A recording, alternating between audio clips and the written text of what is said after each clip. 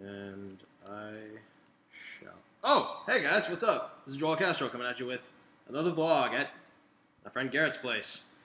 Today I'm gonna review another game. Shocker. What the? Anyway, this is a game that a lot of people have been very, very mixed about.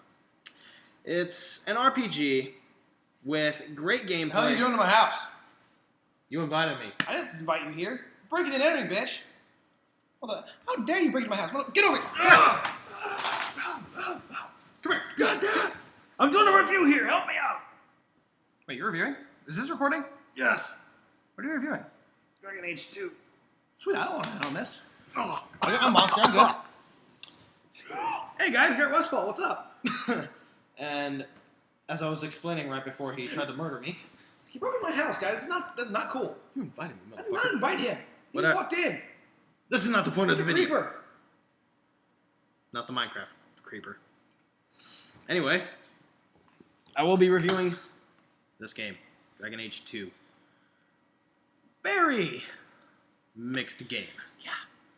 Now, see, here's the thing. There is great gameplay and a great user interface. And for what it's worth, it feels like a Dragon Age game. It does. However, there are a few things that do keep it from being the best. First, before we get into that, how about we just do a comparison real quick All right. between Dragon Age Origins and Dragon Age 2? Dragon Age Origins has been claimed as one of the best RPGs on console or PC, and I agree. It's one of my favorite games. The story was very compelling. It branched in all the right places. You see, this is something innovative that Dragon Age Origins did with this story. I really loved.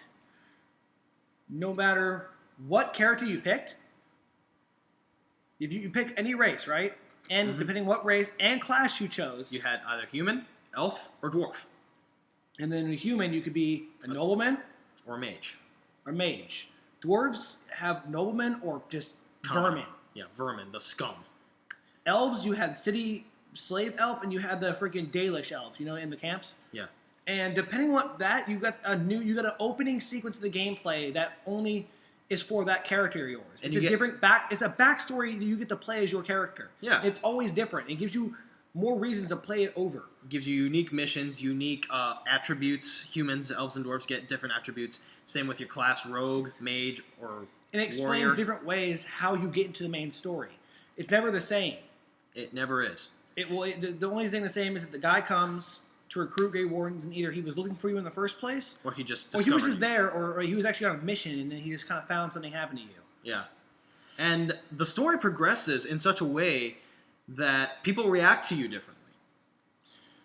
Like, if you're an elf going to a Dalish camp, they'll usually accept you. If you're human, they'll try to stop you. And it's so unique. The storytelling in Dragon Age is amazing. Also, I really love the specializations in each of the classes. And when you unlock them, they're permanently unlocked forever. And you get a unique skill set related to that. Like, But let's say this. If you play the game, right, and you unlock a specialization, and you figure out you hate this character, and delete it, make a new one, that specialization you unlocked with your last character is already unlocked with the character you just made. oh yeah, That is awesome. very awesome. I was an arcane warrior. I raped shit. Think of a mage in plate armor with a two-handed sword casting spells at people. That's what I was. That's a scary thought right there, guys. But the story was very innovative. Very. Now, let's go to Dragon Age 2. Story, oh dear God. BioWare, where did you go wrong? At first, it was going really well. Yeah. I liked the war against the mages and the Templars. That was a good. That is the best setup of a war I have ever seen. That was a good war setup, and I liked the 3 acts. The 3 The act Deep structure. Roads, that was cool. The Kunari. I loved. All right, my favorite act. I loved the Kunari. That was my favorite act in the entire game. See, you know what really depressed me though? The Kunari look amazing in Dragon Age 2, but Dragon Age Origins, these look like really tall black guys with white hair. And with elf ears. I didn't Kinda like weird. it. He didn't look. He just didn't feel intimidating. And then they changed them. They changed them to this guy. I hope in Dragon Age 3, They keep that design. actually, truthfully, in my opinion, I hope that I can play as that. Oh. I can have a Qunari as, start as a Qunari. Oh God. I would be Oh, so God. awesome. Oh, that would be a scary thought right there. That would be amazing, guys. But anyways, let's keep going with Dragon Age 2. The third act. It was, The setup was good. It was set up very well. but The disappointment set in real quick. yeah, Let's just say I don't want to trust a mage again after what the hell happened. he's supposed to be your best friend too. Yeah. But anyways, let's go to characters. Dragon Age Origins, they were amazing. Yeah, Morgan. You had Alistair, the wisecracking Templar. He's just awesome, and he's a really badass shield and Dragon sword Age shield. 2, Oh God. the character development was bad. Okay, let me. All the characters were not memorable at all besides one. Varric.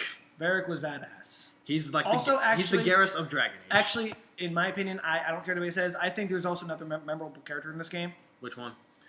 The leader of the Qunari. Ooh.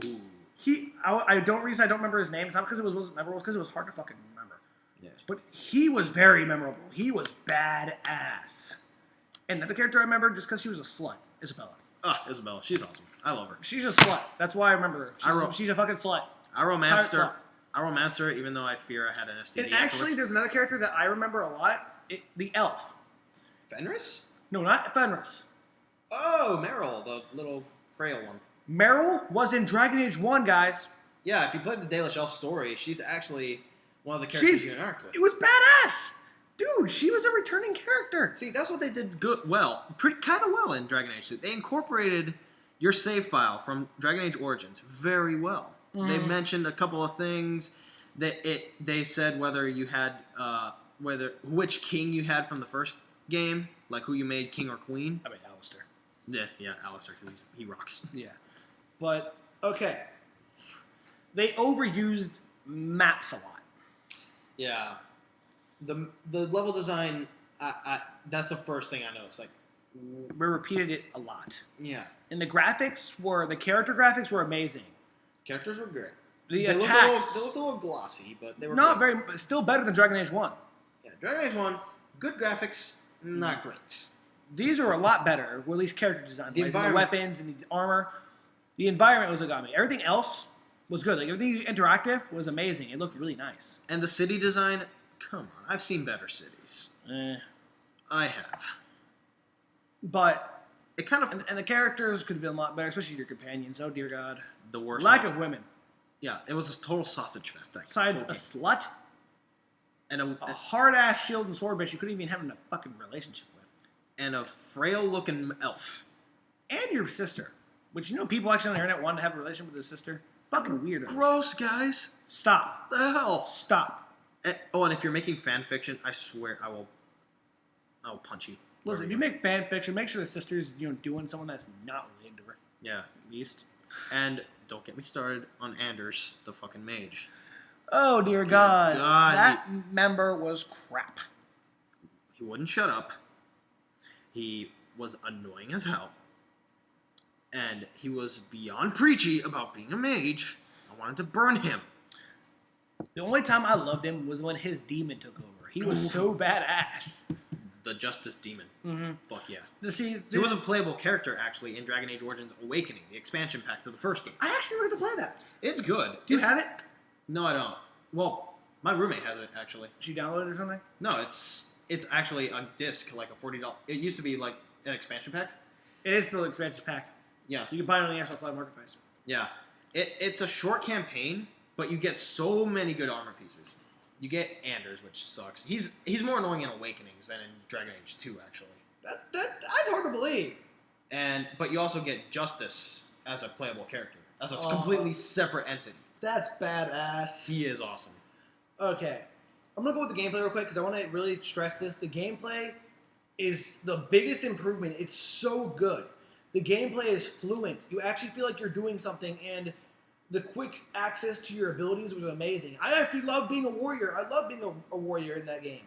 Remember how in Dragon Age 1, you had to press the button and you had to wait for the animation to pop up? Yeah, it's good for a real-time strategy. Like a real-time strategy, where you have to wait for the animation to pop up. In this kind of game, with the way they build up the action scenes and stuff, What the fuck, guys? You couldn't make it a semi-button masher with a bit of strategy to it.